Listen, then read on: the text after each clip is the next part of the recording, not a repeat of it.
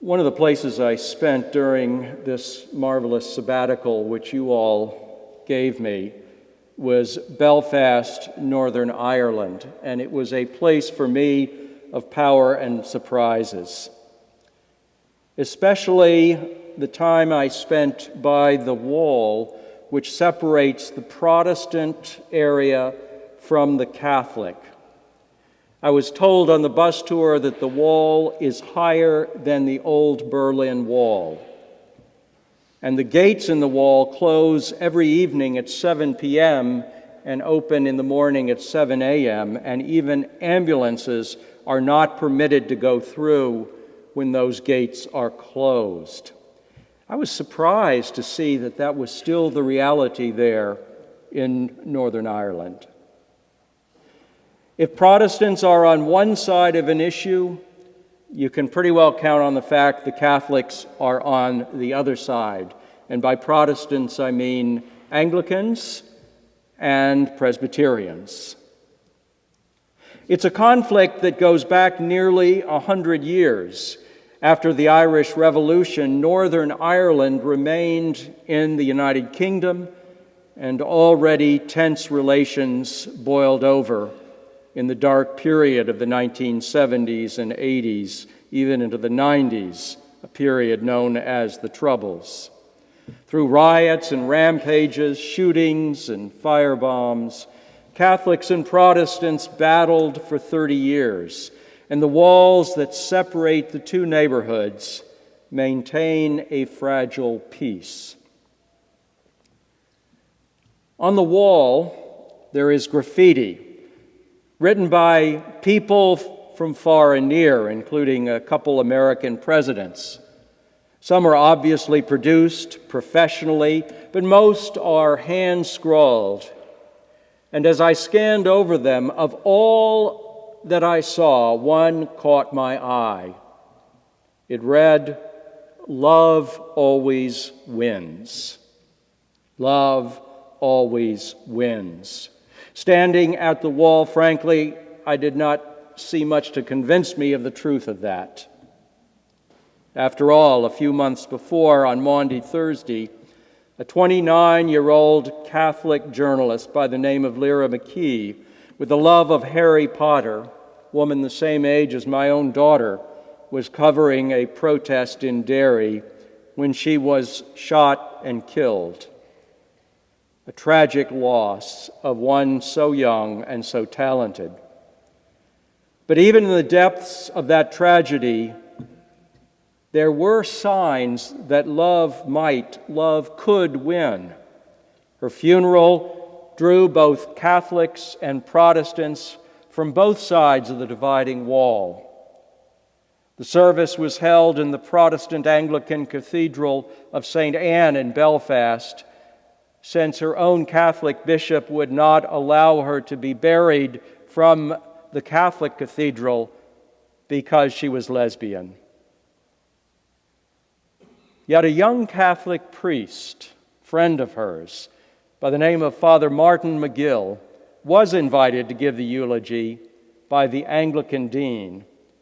And so Father Martin and the Anglican dean stepped across the dividing wall that Lyra's own bishop would not cross.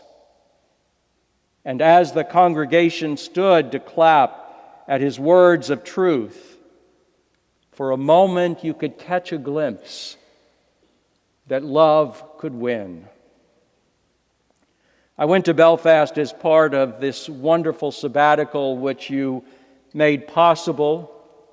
I went to visit my good friend Barney O'Loughlin and his life partner Karen. Barney and I struck up a close friendship nearly 5 years ago when we were both retreating, doing a spiritual retreat on the Holy Isle of Iona. And we've stayed in close touch ever since. Barney and Karen invited me to stay with them in their Catholic neighborhood. And over a glass of wine each evening, they would share stories of the Troubles, which they both knew as younger people. Neither was involved in the IRA, Both were pretty apolitical, or any other group, terrorist or otherwise.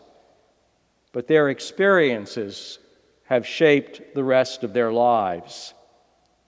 Barney was 24 when he was picked up one evening in a pub during a general roundup of young Catholic men in what was called the internments. He was charged with no crime and not entitled to any legal representation. His family did not know where he was. He was held at the Maze prison at Long Kesh for nearly 2 years. I don't know about you, but if I lost 2 years of my young life with no charges, I think I'd be pretty bitter. But Barney made a decision not to be bitter. He made a decision not to add to the hatred. And when he was released, far from being bitter, he decided to work with the Quakers in their ministry of reconciliation between Catholics and Protestants. He would not be bound by walls of separation, resentment, and hate. Love won in his life. Barney's partner, Karen, was 13 when 2 paramilitary dressed in black knocked on her door while she was babysitting next door to her own home. Thinking it was her brother coming over to watch TV with her, she opened the door, and when she saw them, she slammed it shut. They sprayed through the door with their automatic weapons. 6 bullets ripped into her body, and she lost a lung, her spleen, and part of her liver. Then came the long years of physical healing and the emotional aftermath of that trauma, and she still bears the scars inside and out. Sitting at table with these 2 dear friends in their cozy kitchen in Belfast, I realized what a great privilege it was to have been invited into their lives and into their stories. But I also realized that I had crossed a significant divide to be there with them.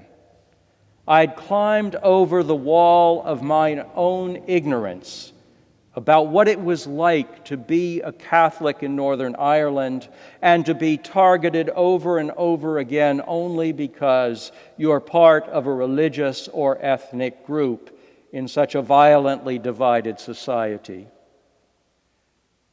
It was akin to what I learned with Rudy and Kate in Kenya in a different way about what it was to be poor and forgotten.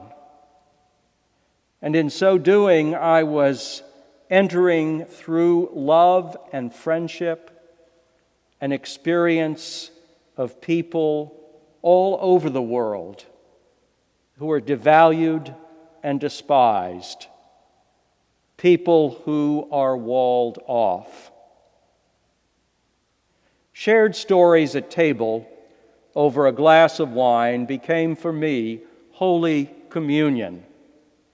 And once again, in that simple connection, I found, in that small way, that love had won.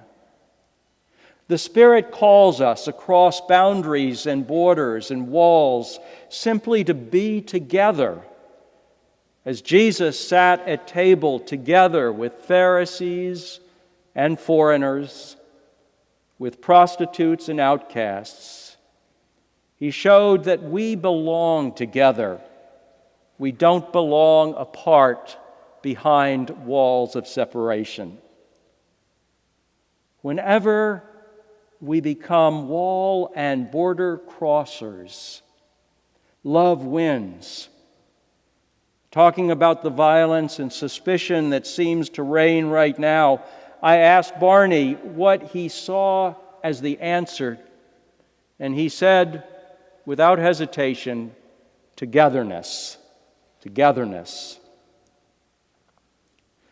Be hospitable to strangers. Let love endure, writes the author of Hebrews. Think of those who are in prison as though you were in prison with them. those who are being tortured as though you yourselves were being tortured, because we belong together. And the more we realize it, and the more we set up times of Holy Communion, the more love will win.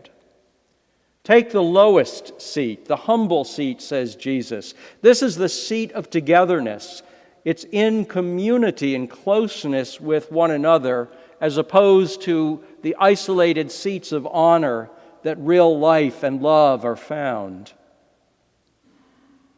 And so I return to you, more convinced than ever that we all belong together, because we are more alike than different.